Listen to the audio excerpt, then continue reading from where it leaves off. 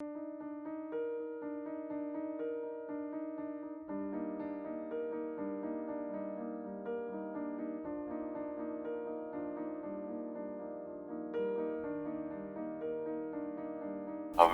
is one of the countries that was great in the past. But now no. America has gone on injustice, looting and theft, so this has fallen its status that was not deserved. Now there are many countries that are 100 times better than America, such as China. China has not stolen people and killed just as America does, in Iraq, Yemen, and other Arab, Asian, and African countries. The truth is that America is looting people's money from their countries and building its state with the people's stolen money. Because in the past, America did not exist completely, it was just culminating in the Arabs, because the Americans came from damned Africa. The study and science are rooted in the Arabs. Americans falsified and distorted history and attributed everything to them. In fact, they do not even know their origins. The proof: the Statue of Liberty is provided by a prostitute, France. She is also known for stealing and looting African wealth. And who colonized Algeria and plundered its wealth, and Algeria gained independence from France thanks to its proud people. We can say that America is a prostitute like France. And America, which kills lives in occupied Palestine. And America also talks about human rights. America does not deserve the word only country. Because it is, I want to understand. America kills children, old people, and women, so how can you defend human rights? America is the weakest country in the world morally.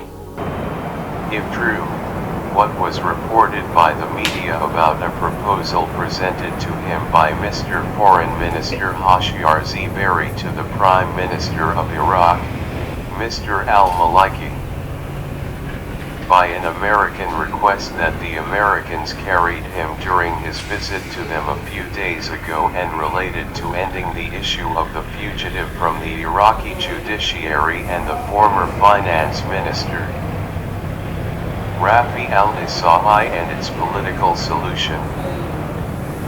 We say if that is true, what the United States has been doing during the past years for Iraq was nothing but leaps forward to ensure its position in the Arab region as a whole in terms of restricting all terrorist operations and keeping them in the Arab quagmire is no further than that, and in the end what will make the region and all its oil resources to serve economic concerns. Especially if we accept the absolute cooperation between the Kingdom of Al Saud and the American administration, which today has reached the maximum level to the extent that Bandar bin Sultan, the head of Saudi intelligence, goes in negotiations with his country and the United States of America with Russian President Vladimir Putin in order to lay the foundations and proper narratives for the policies of Saudi Wahhabi Salafism and defending all criminals from their supporters in Syria, Lebanon, and Iraq. Perhaps one of those who are trying to rid him of his crimes is the fugitive Rafi al-Isa'i, who, as Zebari says, is America's will to defend him and his return to political life in the country. And this is what will not a sane kiss before him in Iraq when there are victims of the dead, orphans, and widows at the hands of such people. Then they are forgiven. How can a person like al-Maliki be accepted who represents all shades of Iraqi society and the job that he represents?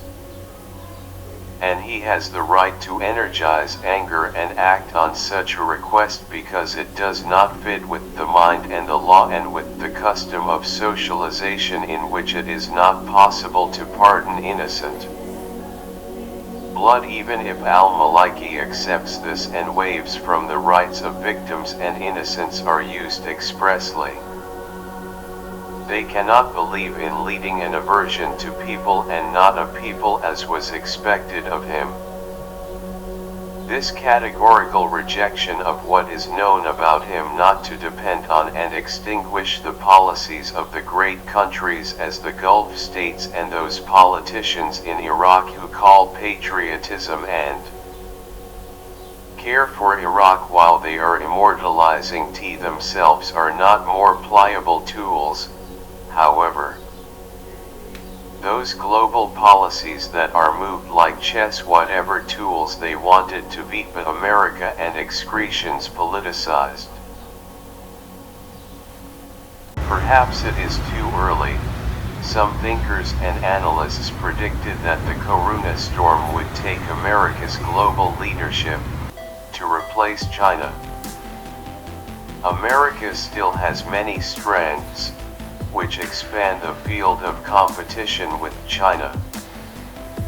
It seems the coronavirus will bring us closer to a Cold War between China and America.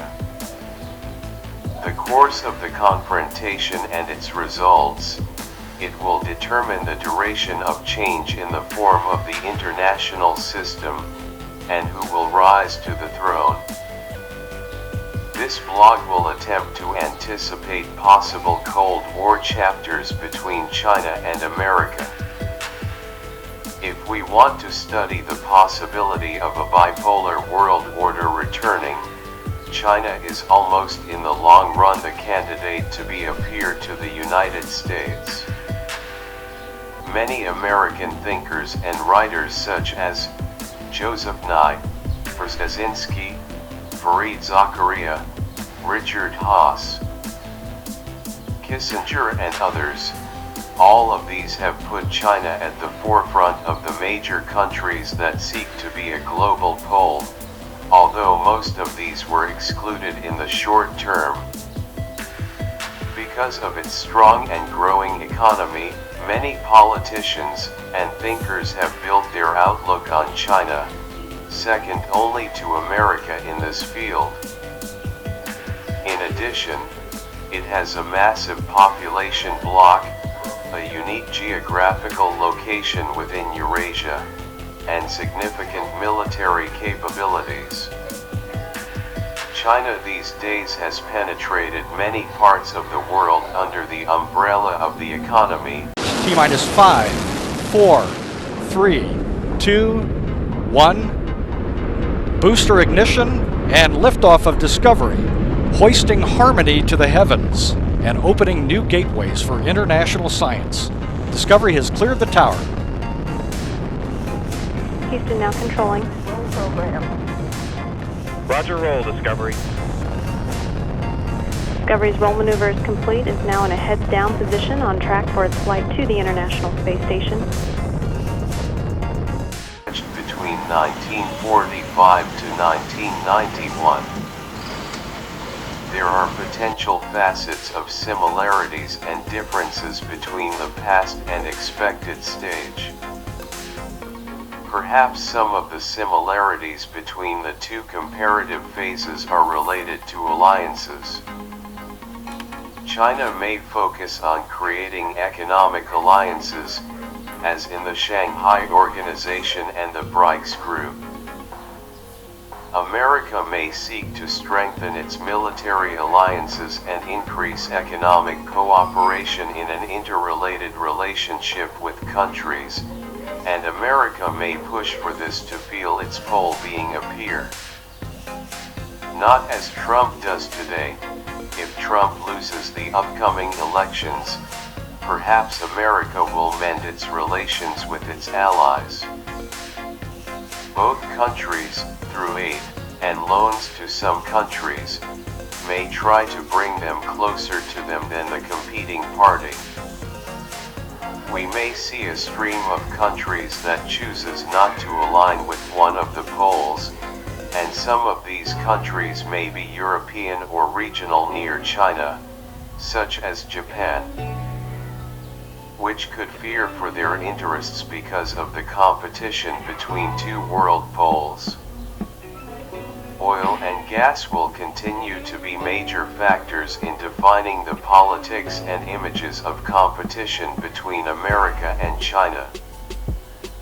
The United States will seek to strengthen its military presence around the world, and this will be an obstacle to China, which could lure countries in the East to establish military bases there. We may see the spread of proxy wars supported by both poles, that the nature of the world is changing, and this will make differences from the previous one, in a world expected of bipolar. With the multiplicity and different levels of power, the military rivalry may fade in intensity, and instead overwhelm the economic struggle, win the markets, and the emergence of the trade war, some of which have appeared in these days between China and America. The escalation of globalization in the details of our lives will play a new role in the manifestations of a Cold War between the two parties. So we may witness electronic wars whose hacking heroes will be. Technology competition may intensify. Hawaii's crisis and the US sanctions that have affected it may be an example of this, and China's threat to use rare earth elements, of which China produces more than 95% of global production, and America relies on 80% of its import of these elements, which are used in the manufacture of many technological devices. The two parties may try to win non-state actors, such as NGOs, heads of major international companies, personalities, and the media, and so on. Both sides may take terrorism as an argument in many of their interventions, and build their foreign policies. There may be some differences in the nature of conflict and competition between China and the United States. Perhaps the propaganda of ideology will be less than it was between the Soviets and the Americans, and it will be replaced by slogans such as freedom, law, stability, democracy, and others. Competition in the field of soft power may increase, at the expense of competition in the military field, because its importance has diminished. The conflict may be marked by the competition of the Eastern model vis-a-vis the Western model, in a regional rather than an intellectual nature, as it was between capitalism and socialism. All of the above remains in the circle of expectations, and the world of politics is not certain in it, and full of surprises. Corona and Trump, two sudden factors, accelerated the wave of expectations for a change in the shape of the international system. Trump's populistism, and his followers of trade protectionism, and his policies that raised the concerns of America's allies before its opponents. As for Corona, it was a hiccup that affected the pillars of the world order, and the final effects have not yet emerged. All of the above makes us expect that the world will enter the Cold War arcade, which will not be a struggle between two poles, but rather a struggle for the world to become bipolar. Either the world remains the same, or China succeeds in changing the form of the international system,